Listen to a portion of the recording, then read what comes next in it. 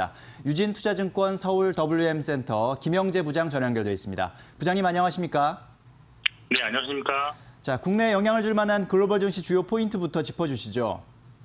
네, 금요일 글로벌 증시는 이번 달 내내 쉬지 않고 상승한 이후 숨고르기에 들어가는 모습을 보였습니다.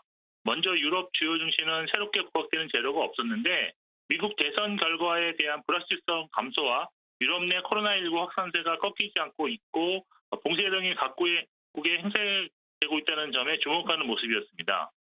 대부분 국가의 증시가 약보합세를 기록했지만 부양책 기대감이 나온 영국은 강보합 마감했습니다.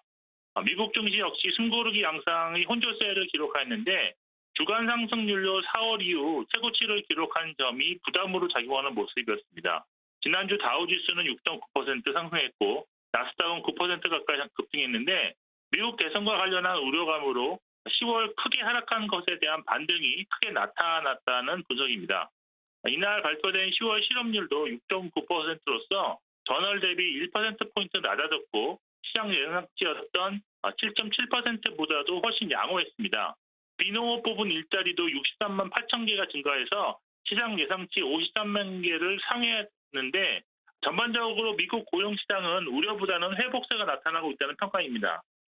미국 대선과 관련한 불확실성은 시간이 지나면서 감소되는 모습인데 그러나 글로벌 코로나19 재확산, 특히 아직 추가적인 봉쇄령이 나오지 않은 미국에 대한 우려감은 이제부터 서서히 나타날 수 있을 것입니다. 특히 바이든 미국 대통령 당선자는 엄격한 코로나19 방역 체제를 발동할 가능성이 높아 우려감이 나타날 수 있지만 그러나 봉쇄령 뒤에는 항상 추가적 부양책이 나올 수 있다는 기대감도 생길 수 있으므로 시장 변동성 확대는 주식을 싸게 살 수 있는 기회가 될 것으로 볼 수 있습니다. 전반적으로 글로벌 증시 혼조세는 국내 증시에 중립적 영향을 줄 것으로 예상하고 있습니다. 네, 자 이런 가운데 오늘 우리 장 어떻게 움직일 것으로 예상하십니까?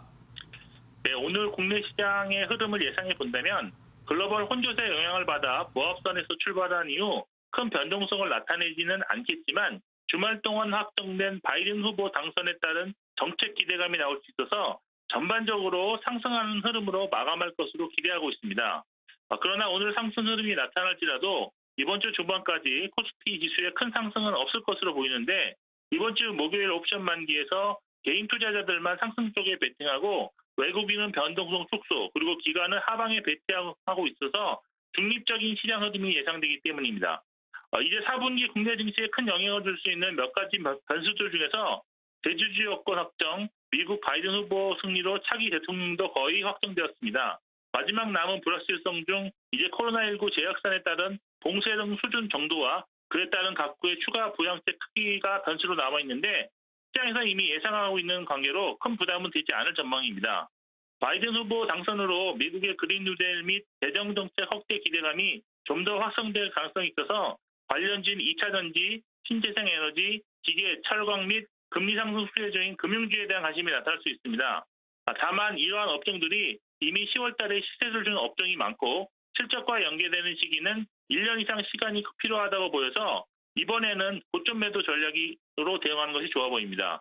따라서 현재 매수에 중기적으로 보유할 수 있는 업종은 향후 실적 전망에 근거해 선정해야 되는데 예를 들어 반도체 업종에 대한 저점 매수는 가능하다고 보입니다. 투자 전략 측면에서 대응은 내년 1월 대비해 점진적으로 주식 비중을 확대하는 전략은 여전히 유효하지만 코스피 지수가 박스권 상당 정도 고려해 저점에만 주식을 매수하는 전략도 고려해야 한다고 보고 있습니다. 네, 오늘 말씀 잘 들었습니다. 감사합니다. 네, 감사합니다.